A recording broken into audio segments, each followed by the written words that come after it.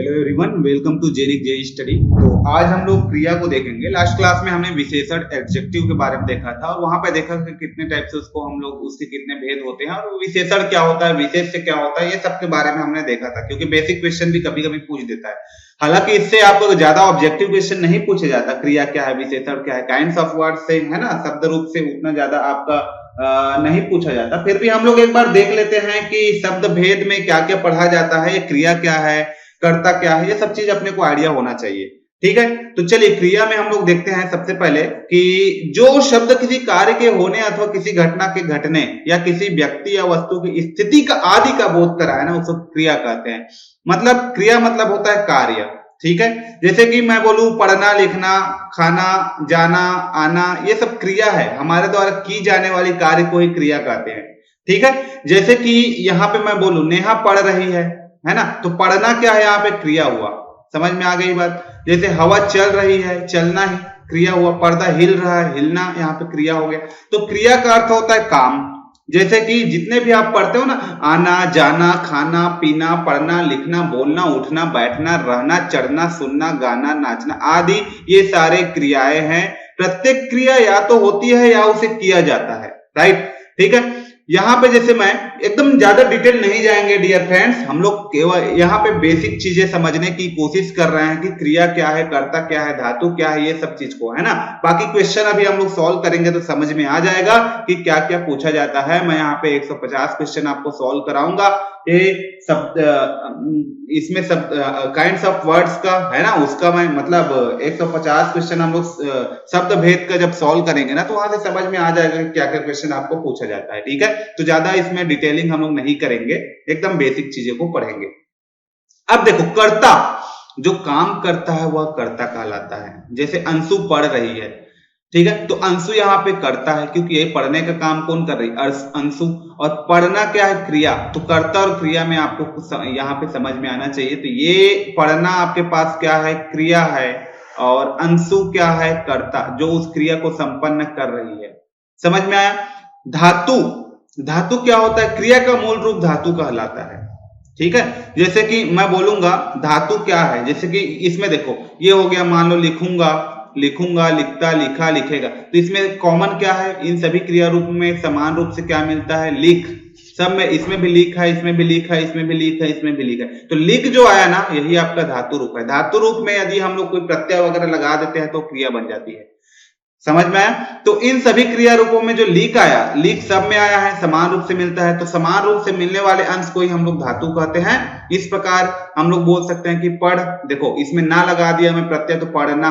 ठीक है, तो जो पढ़ है ना, ठीक है, वही आपका क्या है, धातु है। जैसे आ भी धातु शब्द है, जल भी धातु शब्द है, चल भी धातु शब्द है, खा, गा, ये सब सारे धातुएं हैं। समझ में आ रहा है। धातु, धातु में ही प्रत्यय लगा देने से वो क्रिया बन जाता है। ठीक, क्रिया के भेद, क्रिया के निम्न भेद है, प्रयोग के आधार पर, रचना के आधार पर। अभी हम लोग देखेंगे प्रयोग के आधार पर क्रिया के कितने भेद होते हैं, रचना के आधार पर। क्रिया के भेद यहाँ पे हम लोग प्रयोग के आधार पर और रचना के आधार पे। प्रयोग के आधार पर क्रिया के दो भेद होते हैं, एक अकर्मक क्रिया, एक सकर्मक क्रिया। ठीक है, आपने सुना होगा अकर्मक क्रिया, सकर्मक क्रिया। अब अकर्मक क्रिया, जिन क्रियाओं के व्यापार का फल कर्ता पर पड़ता है उसको अकर्मक, और जिस क्रियाओं का व्यापार का फल, इसका मतलब जिसका फल कर्ता पे नहीं पड़ता है, उसको हम लोग सकर्मक बोलेंगे। तो कर्ता पे जिनका प्रभाव पड़े वो अकर्मक क्रिया, वे अकर्मक क्रियाएं कहलाती है। ठीक है, तो अधिकतर अकर्मक क्रियाओं में कर्म कारक नहीं होता। ठीक है, अन्य कारक हो सकते हैं। जैसे दादी जी कुर्सी पर बैठी है। ठीक है, अभी हम लोग देखेंगे सकर्मक क्रिया किसको बोलेंगे। सकर्मक का शाब्दिक अर्थ है कर्म के साथ, इसमें कर्म कारक होता है। ठीक है, कर्ता ने कर्म को, तो ऐसे टाइप का शब्द आएगा। जिन क्रियाओं के व्यापार का फल कर्म पर पड़ता है वो सकर्मक क्रिया। ये बस समझिए आप लोग। जैसे मेरे पास एक वाक्य है, धोबी कपड़ा धोता है, तो इसमें धोबी जो है ना बेचारा करता है। ठीक है, कोई काम को करने वाला है तो कर्ता हो गया। कपड़ा ये कर्म है, देखो इसमें कपड़ा आ गया, कर्म है। और धोता है, ये हमारे पास क्या होगा, क्रिया होगा। समझ में आ रहा है। तो धोबी कपड़े धोता है, ये हमारे पास क्या है, धोबी कपड़ा धोता है, ये एक वाक्य हुआ जिसमें धोबी जो आएगा वो आपके पास कर्ता है, कपड़ा जो आएगा वो आपके पास कर्म है, और धोता है वो आपके पास क्या है, क्रिया है। राइट, समझ में आया। नेक्स्ट हम लोग यहाँ पे देखते हैं सकर्मक क्रिया के कुछ उसके भेद भी होते हैं। जैसे सकर्मक क्रिया के दो भेद होते हैं, ठीक। एक कर्मक, द्विकर्मक। एक कर्मक जिसमें एक कर्म रहेगा, इसमें दो कर्म रहेगा। समझ में आ गया? दो कर्म। जैसे कि एक कर्मक क्रिया, जिस क्रिया का केवल एक कर्म हो उसे कर्मक क्रिया कहते हैं। जैसे कि बच्चा फल खाता है, गाय पानी पीती है। इन वाक्यों में क्रमशः फल जो है और पानी में एक एक कर्म आता है, अतः यह एक कर्मक क्रिया है। द्विकर्मक क्रिया, जिन क्रिया में दो कर्म होते हैं वह द्विकर्मक क्रिया कहलाते हैं। जैसे औरत पक्षियों को दाना डाल रही है। देखो औरत जो है वो पक्षियों को, दो कर्म आ रहा है, औरत पक्षी, है ना। दाना डालना तो क्रिया है, लेकिन औरत और पक्षी ऐसे टाइप का, ठीक है। तो ये हमारे पास द्विकर्मक क्रिया है। जिस क्रिया में दो कर्म होते हैं वह द्विकर्मक क्रिया कहलाती है, ठीक। औरत पक्षियों को दाना डाल रही है। समझ में आ गया?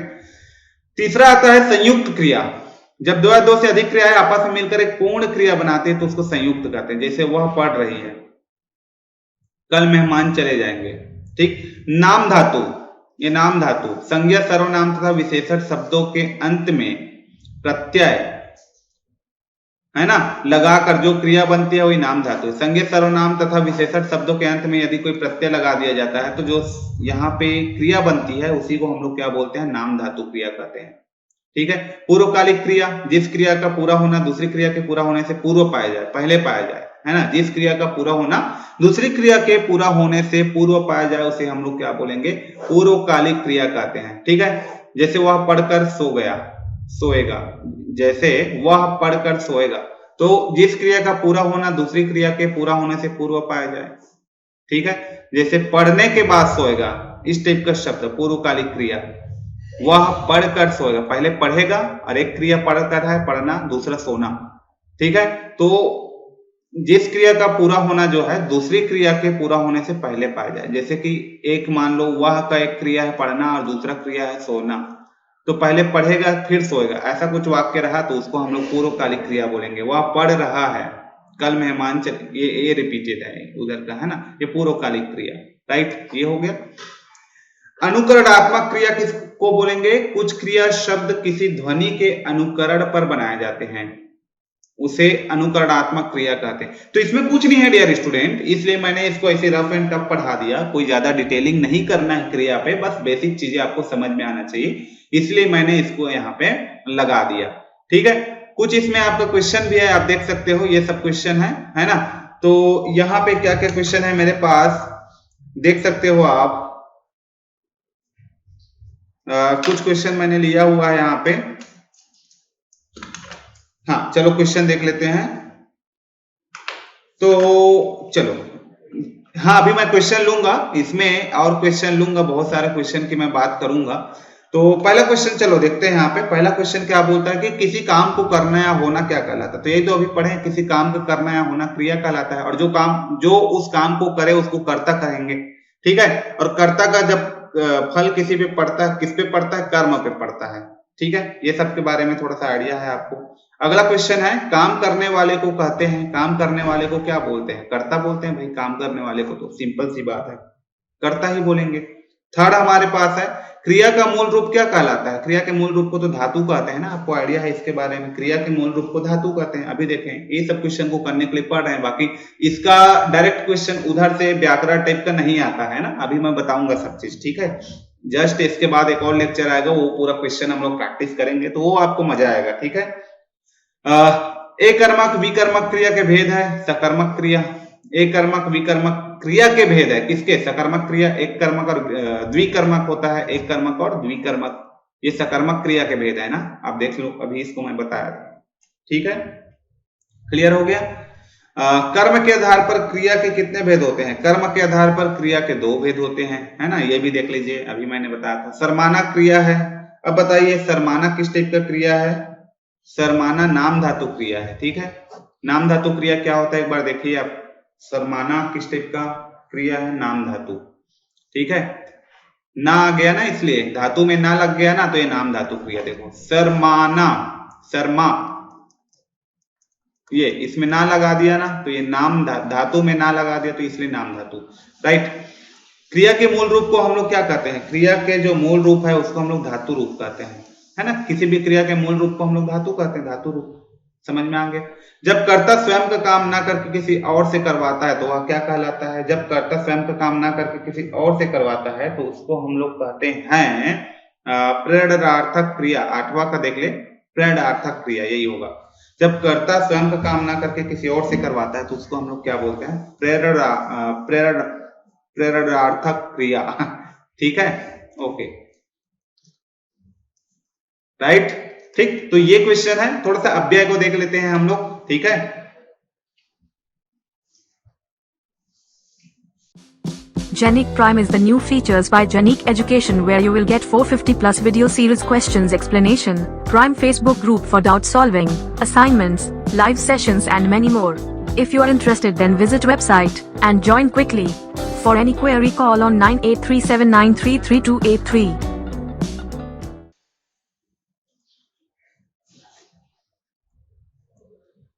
तो चलिए यहाँ पे हम लोग देख लेते हैं अव्यय, ठीक है। अव्यय क्या होता है इसके बारे में थोड़ा सा मैं बताऊंगा, बस डेफिनेशन वगैरह मैं बात करूंगा, इसके बारे में हम लोग देखेंगे नहीं, क्योंकि क्वेश्चन अव्यय से बिल्कुल भी क्वेश्चन वगैरह नहीं आता तो इसको देखने का कोई मतलब नहीं है ना। ये सॉरी, इसको अच्छे से लिख लेते हैं एक बार अव्यय को, ओके।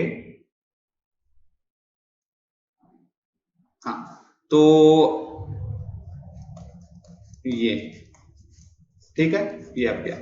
तो अविकारी शब्द वे होते हैं जिनमें कोई विकार नहीं आता, वाक्य में प्रयुक्त संज्ञा या सर्वनाम शब्दों के लिंग, वचन, कारक आदि का इन पर कोई प्रभाव नहीं पड़ता। उसी को हम लोग अविकारी शब्द बोलेंगे। मतलब संज्ञा का, सर्वनाम का, लिंग का, वचन का, ये जो अव्यय होता है ना, उस पर कोई प्रभाव ही नहीं पड़ता, एक प्रकार से कांस्टेंट है। इसी कारण इन शब्दों को अव्यय भी कहा जाता है। अव्यय का शाब्दिक अर्थ है जिसका कुछ भी व्यय ना हो, अर्थात ऐसे शब्द जिनका वाक्य में प्रयोग होने पर रूप नहीं बदलता, उसको हम लोग क्या बोलते हैं? यहाँ पे अव्यय बोलते हैं। समझ में आ रहा है? ठीक है, तो ऐसे शब्द को अव्यय शब्द बोलते हैं जिनका मतलब जिसपे कोई संज्ञा का प्रभाव नहीं पड़ेगा, जिसपे कोई सर्वनाम का प्रभाव नहीं पड़ेगा, लिंग का प्रभाव नहीं पड़ेगा, वचन का प्रभाव नहीं पड़ेगा, किसी भी चीज का कोई प्रभाव नहीं पड़ता। ऐसे चीजों को हम लोग क्या बोलते हैं? अव्यय बोलते हैं। बात समझ में आ गया? ठीक है, अब चलो इसके बारे में थोड़ा सा देख लेते हैं, ज्यादा डिटेलिंग नहीं करेंगे। मैं फिर से बोल रहा हूं, अव्यय के बारे में कोई ज्यादा आपको पढ़ने की नीड ही नहीं है, ठीक है। जैसे कि मैं बोलूं इधर, कुछ अव्यय शब्द मैं बोलूं जैसे आज, कब, इधर, किंतु, परंतु, क्यों, जब, तब और अतः, इसलिए, ये सब अव्यय है, अव्यय वाले शब्द है। अब अव्यय की आप बात करोगे ना तो बहुत सारे शब्द होते हैं, जैसे सामने, भीतर, बाहर, दूर, समीप, सब ये सब ना इस टाइप का जो शब्द होते हैं जो कभी चेंज होता ही नहीं। चाहे आप संज्ञा चेंज हो जाए, चाहे आपका सर्वनाम चेंज हो जाए, चाहे जेंडर चेंज हो जाए, सबके लिए सेम शब्द यूज होता है। उसी को हम लोग ऐसे शब्द को ही अव्यय शब्द कहते हैं, ठीक है। तो ऐसे शब्द जिनमें लिंग, वचन, काल के दृष्टि से कोई रूप परिवर्तन नहीं होता ना, उसी शब्द को हम लोग अव्यय। अब कोई शब्द दे देगा और पूछ लेगा, बताओ भाई ये अव्यय है कि नहीं, ये अव्यय शब्द बताइए, इनमें से कौन सा है, ठीक है। तो वो शब्द आपको छांटना रहता है। तो अव्यय शब्द अ प्लस व्यय के योग से बना है, इसका अर्थ है जिसमें कोई व्यय ना हो, उसी शब्द को हम लोग अव्यय बोलेंगे। अव्यय के निम्नलिखित भेद होते हैं, जैसे कि बहुत सारे इसके भी भेद होते हैं, जैसे क्रिया विशेषण, संबंध बोधक, समुच्चय बोधक, विस्मयादि बोधक, निपात, इस टाइप का बहुत सारे इसके बोध होते हैं, जिससे कोई लेना देना अपने को ज्यादा नहीं है। जैसे क्रिया की विशेषता बताने वाले शब्द क्रिया विशेषण, ये पढ़ चुके हैं पहले भी, क्रिया विशेषण क्या है, जो क्रिया की विशेषता को बताया उसको क्रिया विशेषण है ना। तो क्रिया विशेषण ये हो गया। कछुआ धीरे धीरे चल रहा है, जैसे चलना तो है लेकिन धीरे धीरे, बता रहे हैं ना भाई, क्रिया की विशेषता चलना, क्रिया क्या है? चलना धीरे धीरे, उसकी विशेषता होता है। गाय नीचे बैठी, बैठी तो है बट नीचे बैठी तो नीचे। तो रेखांकित शब्द क्रिया कैसे, कहां, कितनी और कब हुआ, इसका बोध करा रहे हैं, है ना, ठीक है। वे शब्द, सभी शब्द क्रिया की विशेषता बता रहे हैं, अतः यह क्रिया विशेषण है। क्रिया विशेषण के भेद, क्रिया विशेषण के 4 भेद होते हैं, कालवाचक, स्थानवाचक, रीतिवाचक, परिमाणवाचक। तो ये सबको अभी नहीं देखना है ना, ये सबको पढ़ चुके हैं। कालवाचक, काल का अभिप्राय समय है। कुछ क्रिया विशेषण शब्द क्रिया की काल संबंधी विशेषता का बोध कराते हैं, जिन्हें कालवाचक क्रिया विशेषण कहते हैं। जैसे सूर्य प्रातः निकलता है, पक्षी शाम को लौटते हैं, इस टाइप का। तो यहाँ पे आए प्रातः और शाम शब्द बता रहे हैं कि क्रिया कब है, कब हुई है, अतः यह कालवाचक है। और स्थानवाचक क्रिया विशेषण, जो क्रिया विशेषण शब्द क्रिया की स्थान संबंधी विशेषता बताते हैं। जैसे पक्षी आसमान में उड़ रहा है, तो आसमान कहाँ उड़ रहा है, उसके स्थान को बता रहे हैं, आसमान पे। हरियाली चारों ओर है, चारों ओर फैली है, चारों ओर हरियाली है, ये स्थान को बता रहे भाई, हरियाली कहाँ कहाँ है, इस तरह। तो यहाँ पे जो आसमान और चारों ओर शब्द जो बताते हैं कि क्रिया कहाँ हो रही है, तो ये क्रिया के स्थान का बोध कराते हैं, मतलब क्रिया कहाँ पे हो रही है उसके बारे में बताता है। ठीक है, तो इस टाइप का है रीतिवाचक क्रिया विशेषण, जो क्रिया विशेषण शब्द क्रिया की रीति संबंधी विशेषता का बोध कराते हैं रीतिवाचक। जैसे रीति मतलब हिरन तेज दौड़ता है, कछुआ धीरे धीरे चलता है। यहाँ पे तेज और धीरे धीरे शब्द ये बताते हैं कि क्रिया किस प्रकार से संपन्न हो रही है, अतः उसी को हम लोग उसका रीतिवाचक शब्द करते हैं। परिमाण मतलब क्वांटिटी की बात करता है, मात्रा की बात करता है, तो परिमाण का अर्थ है मात्रा। जो क्रिया विशेषण शब्द की क्रिया परिमाण संबंधी विशेषता को बताता है उसे हम लोग परिमाण क्रिया विशेषण कहते हैं। जैसे बहुत, अति, अत्यंत, खूब, है ना, कुछ, पर्याप्त, अधिक, कम आदि, ये परिमाण क्वांटिटी को बता रहा है। ठीक है। सेकंड, संबंध बोधक। इसका जो संबंध बोधक जो है, जिन अव्ययों द्वारा संज्ञा सर्वनाम का वाक्य के दूसरे शब्दों के साथ संबंध जाना जाए, संबंध बोधक। जैसे संबंध शब्दों को दिशा, काल, स्थान, उद्देश्य, कारण, तुलना, विषय आदि के स्थान पर भेदों को बांटा जाता है। संबंध बोधक के प्रकार, संबंध बोधक निम्न प्रकार के होते हैं, जैसे कि काल सूचक, स्थान सूचक, दिशा सूचक। काल सूचक मतलब के बाद, के पहले, के पश्चात, ये काल है ना, आने वाले काल के बारे में, या फिर जो चला गया काल या चल रहा उस काल के बारे में बात करते हैं। स्थान सूचक, अब कौन से स्थान, के अंदर, बाहर, सामने, स्थान है ना, पीछे, के पास, के ऊपर, ये सब आएगा। दिशा मतलब की ओर, आगे की ओर, पीछे की तरफ, के पार, नदिया के पार, है ना, नदी के पार, या फिर के समीप, के निकट, ये दिशा। समानता सूचक, के समान, की तरह, के बराबर, इस टाइप। तुलना, तुलना सूचक, उसके तुलना में, उसके अपेक्षा, उसके, ये सब। कारण सूचक, के कारण की वजह से। विकल्प सूचक, के बदले, ये सब विकल्प आएंगे आपके पास। विरोध सूचक, के अनुसार, के विपरीत, के विरुद्ध, के प्रतिकूल, इस टाइप का वो सब बताता है। वैसे ही आपके पास होता है समुच्चय बोधक, जो शब्द दो शब्द पदबंधों या वाक्यों को परस्पर जोड़ते हैं, उन्हें समुच्चय बोधक कहते हैं। जैसे अजय ने माता पिता तथा गुरुओं को प्रणाम किया, तो जोड़ रहे हैं ना, अजय ने किनको प्रणाम किया, माता पिता और गुरु को, तो ये समुच्चय। जैसे सचिन और सौरव में गहरी मित्रता है, जैसे कि इन दोनों को जोड़ रहा है, तो समुच्चय बोधक शब्दों को योजक भी कहते हैं, जो जोड़ने का काम करती है। समुच्चय बोधक जोड़ने के साथ साथ कारण या परिणाम, इसका परिणाम बताने, या फिर विकल्प बताने, या फिर विरोध जताने का भी कार्य करते हैं। ठीक है, तो एकदम बस ऊपर ऊपर से देखिए, अव्यय वगैरह इंपॉर्टेंट नहीं है। अभी हम लोग इसके जस्ट बाद क्वेश्चन करेंगे, देन संधि पढ़ेंगे, समास पढ़ेंगे, पर्यायवाची विलोम शब्द, ये सब इंपॉर्टेंट है। ठीक है, तो ये अव्यय हो गया, क्रिया हो गया, इतना ज्यादा इंपॉर्टेंट नहीं है, इसलिए मैं इसको बस ऊपर ऊपर से एक बार बता देता हूं, ताकि आपको एक जनरल चीजें समझ में आना चाहिए। ठीक है, समुच्चय बोधक अव्यय के दो भेद हैं, एक समानाधिकरण समुच्चय बोधक है ना, और दूसरा होता है व्याधिकरण समुच्चय बोधक। ठीक है, जो समुच्चय बोधक समान स्तर वाले शब्दों, वाक्यों या उपवाक्यों को जोड़ते हैं, उसे हम लोग समानाधिकरण समुच्चय बोधक बोलेंगे। ठीक है, ऐसे समुच्चय बोधक जो समान स्तर वाले शब्दों या वाक्यों को, उपवाक्यों को जोड़ते हैं। जैसे मीना और नीता आ गई, दो समान बहनें हैं या फिर दो फ्रेंड है ना, तो उन दोनों को जोड़ रही है, तो मीना और नीता आ गई। नेहा या तो चाय पिलाओ या कॉफी, तो चाय और कॉफी लगभग समान है ना, पीने का चीज है। मीना नीता दोनों बहनें हैं, एक ही समान है। ठीक है, तो ऐसे वाक्यों को जोड़ते हैं ना, उसको हम लोग क्या बोलते हैं, समानाधिकरण या समुच्चय बोधक। व्याधिकरण समुच्चय, दो अव्यय दो शब्दों, जो अव्यय दो शब्दों, पदों, उपवाक्यों को जोड़ने का कार्य करता है, व्याधिकरण समुच्चय बोधक अव्यय कहलाता है। जैसे कि महेश कार्यालय नहीं आया क्योंकि वह बीमार था। अब देखो, दो अलग अलग शब्द है, दोनों को जोड़ है। कार्यालय नहीं आया क्योंकि वो बीमार था, उसने परिश्रम किया फिर भी उत्तीर्ण ना हो सका, इस टाइप का शब्द।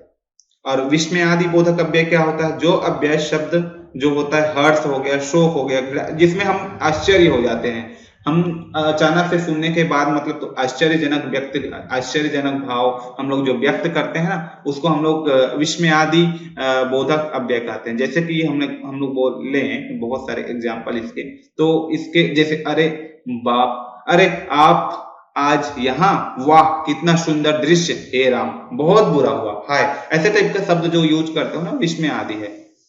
ठीक है, तो ये सब है विस्मयादि।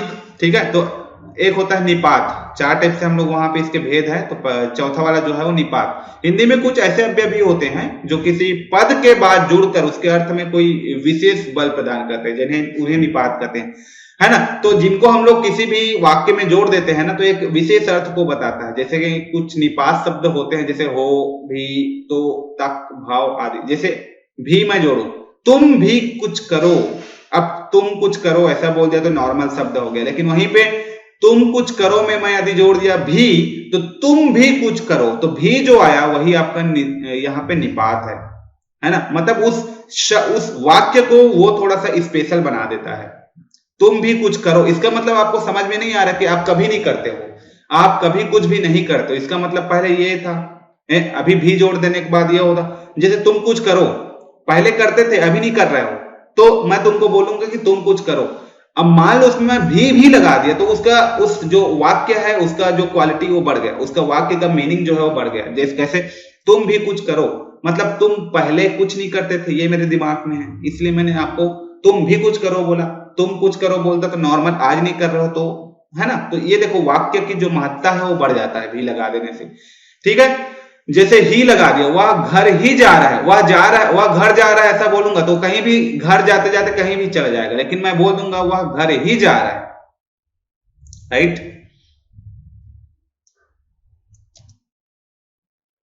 जैसे वह घर ही जा रहा है ना। तो यहां जैसे वह घर ही जा रहा है, तो यहाँ पे ये शब्द जो है स्पेशल बन जाता है। तो ये जो जैसे शब्द आया भी हो गया, ही हो गया, तो हो गया, तक, ये सब ना एक निपात कहते हैं इन शब्दों को, जो स्पेशल बना देती है उसको। समझ में आ गया। तो यहाँ पे है क्रिया विशेषण किसकी विशेषता बताता है, ये अभी बताइए मुझे। इसका आंसर देखिए, क्रिया विशेषण जो है वो किसकी विशेषता बताती है, तो ये बताता है क्रिया विशेषण। यहाँ पे आंसर आप देख सकते हैं, क्रिया विशेषण जो है क्रिया की विशेषता को बताता है। क्रिया विशेषण के कितने भेद होते हैं, तो 4 भेद अभी हमने पढ़ा। क्या क्या 4 भेद, लास्ट वाला निपात देख रहे थे। संज्ञा सर्वनाम का शेष वाक्य के साथ संबंध जोड़ने वाला शब्द क्या कहलाता है। संज्ञा सर्वनाम का शेष वाक्य के साथ जो जोड़ने वाला शब्द है उसको हम लोग क्या बोलेंगे यहाँ पे, संबंध बोधक, ठीक है। तो ऐसे प्रश्न है जिसको आप देख सकते हैं। समुच्चय बोधक शब्द का क्या अभिप्राय है, तो समुच्चय बोधक शब्द किसको बोलते हैं, अभी तो देखे हैं, 2 शब्द या वाक्यों को पृथक करना। समुच्चय बोधक 2 शब्द या वाक्यों को जोड़ना, उसी को हम लोग समुच्चय बोधक बोलते हैं, है ना। 2 शब्द या वाक्यों में समानता बताना, या 2 शब्द 2 वाक्यों को हम लोग बोल सकते हैं। यहाँ पे आंसर देख लीजिए, ठीक है। ये वाला 2 शब्द वाक्यों को जोड़ना समुच्चय बोधक के उदाहरण है। समुच्चय बोधक जैसे और क्योंकि हम लोग ये दोनों शब्द यूज करते हैं जोड़ने के लिए, ठीक है। हे प्रभु मेरी प्रार्थना सुन लो में भाव प्रकट हो रहा है, संबंध बोधक, भय बोधक, क्रीड़ा बोधक, स्वीकृति बोधक। तो क्या हे प्रभु मेरी प्रार्थना सुन लो भाव प्रकट हो रहा है। छठा का देख लो किस टाइप का भाव प्रकट हो रहा है यहाँ पे, तो हे प्रभु मेरी प्रार्थना सुन लो, इसमें आपका संबंध बोधक भाव प्रकट हो रहा है। विजयी हो, विस्मय आदि आ रहा है इसमें, तुम अवश्य शत्रु को हरा सकोगे, तो इसमें क्या आ रहा है, हर्ष है ना, एक आशीर्वाद बोधक है या फिर हर्ष बोधक है। घृणा तो नहीं है, शोक भी नहीं है इसमें। तो विजयी हो एक आशीर्वाद दे रहे हो कि क्या है, तुम अवश्य शत्रु को हरा दोगे, तो इसमें किस टाइप का है, आप आशीर्वाद बोधक है ना। ये विजयी आशीर्वाद दे रहे हो ना, विजयी हो तुम अवश्य शत्रु को हरा सकोगे। वाक्य में आए सही निपात शब्द कौन है, अभी निपात शब्द हम लोग देख रहे थे, ही वगैरह जो मैं बता रहा था आपको, ही है निपात शब्द, है ना, जो स्पेशल बना देता है वाक्य को, ही भी, है ना, ठीक है। तो ऐसे कुछ क्वेश्चन पूछे जाते हैं, ठीक। तो चले इस लेक्चर में इतना करते हैं, मिलते हैं नेक्स्ट लेक्चर में। अभी तक शब्द रूप हम लोग जितना मतलब काइंड्स ऑफ शब्द के प्रकार जितने हम लोग पढ़े हैं, जैसे कि स्टार्टिंग से मैंने आपको पढ़ाया है कि संज्ञा क्या है, सर्वनाम क्या है, क्रिया क्या है, अव्यय क्या है, विशेषण क्या है, ये कितने टाइप का हम लोग पढ़े हैं ना शब्द के रूप, उसका हम लोग यहाँ पे देखेंगे पूरा। यहाँ पे MCQ क्वेश्चन देखेंगे उससे रिलेटेड, ठीक है, लिंक क्या है, हर चीज का हम लोग देखेंगे यहाँ पे, ठीक है। तो इस वीडियो में इतना ही करते हैं, मिलते हैं नेक्स्ट वीडियो में। Thank you so much.